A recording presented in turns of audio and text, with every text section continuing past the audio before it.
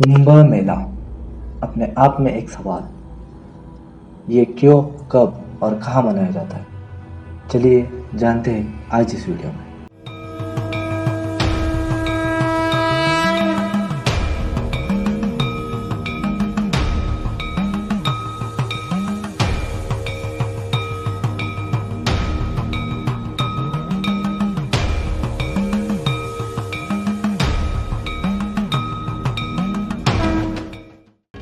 नमस्कार दोस्तों, मेरा नाम है जय और आपका स्वागत है एक और नए वीडियो में। हिंदी वर्णमाला के अनुसार कुंभ का अर्थ होता है कलश या घड़ा, लेकिन यह कुंभ का अर्थ है अमृत से भरा हुआ कलश।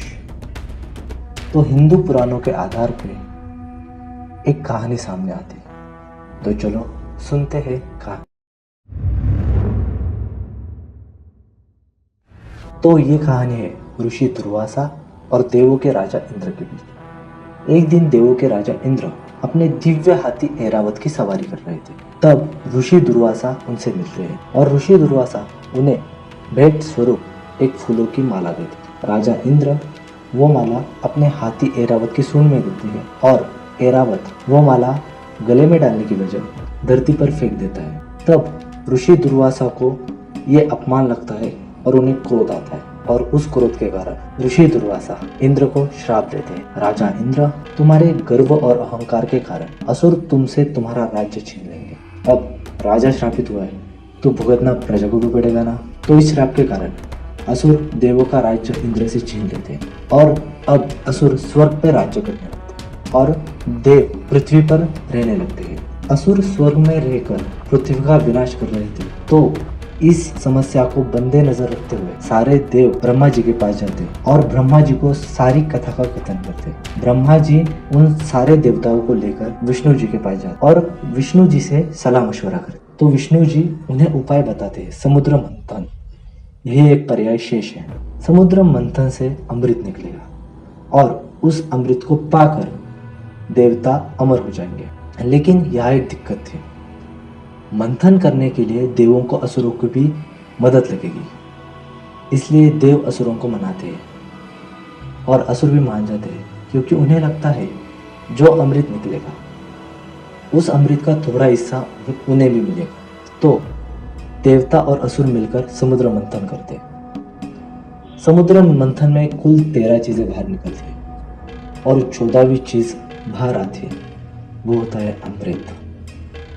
अमृत बाहर निकलने के बाद उस अमृत को पाने के लिए देवता और असुरों के बीच युद्ध छिड़ जाता है, एक महाभयंकर युद्ध।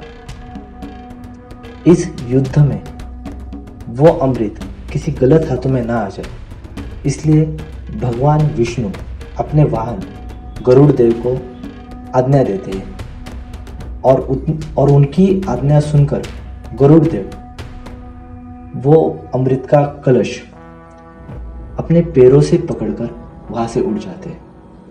जब गरुड़ देव वो अमृत का कलश लेकर उड़ गए थे, तब अमृत की केवल 4 बूंदें पृथ्वी पर गिरी। तो आखिर वो गिरी कहाँ?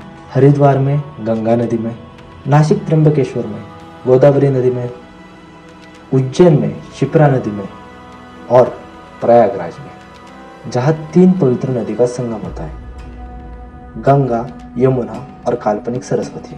तब से इन 4 जगहों को महातीर्थ के नाम से जाना गया। अमृत को पाने के लिए देवता और असुरों के बीच देवताओं के 12 दिन युद्ध चला, जो मनुष्य 12 साल के बराबर होता है। इसीलिए ये कुंभ मेले का आयोजन हर 12 साल में एक बार किया जाता है। तो चलो, ये तो थी कथा। अब जानते हैं ये मेला कौन सी शहर में होगा, इसके पीछे का गणित। तो इसके पीछे का गणित लगाने का काम करते हैं एस्ट्रोलॉजी, यानी ग्रहों की भौतिक स्थिति बताती है कि यह मेला कौन से शहर में होगा। इस स्थिति में जुपिटर यानी बृहस्पति पे कुछ खास ध्यान रखा जाता है।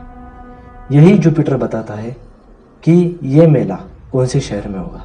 तो चलो जानते हैं आखिर मेले में होता क्या है।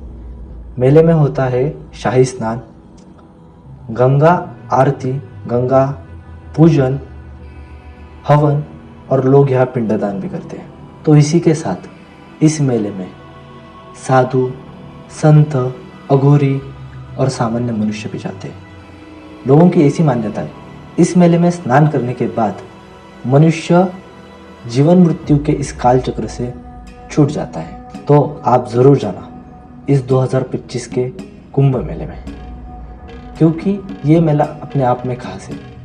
ये मेला 144 साल बाद आया है और आपको ये तो नहीं पता 144 साल बाद ये आत्मा किस जीव में होगी। तो अभी मौका है, हो आओ प्रयागराज, क्योंकि ये है वर्ल्ड लार्जेस्ट गैदरिंग। तो कैसा लगा आपको ये वीडियो, कमेंट्स में ज़रूर बताना। वीडियो को लाइक करना, चैनल पर नए हो तो सब्सक्राइब करना। मिलते हैं इसी के साथ ऐसे ही किसी नए वीडियो में। तब तक के लिए जय जगदम्बा, जय श्री राम, हर हर महादेव और राधे राधे।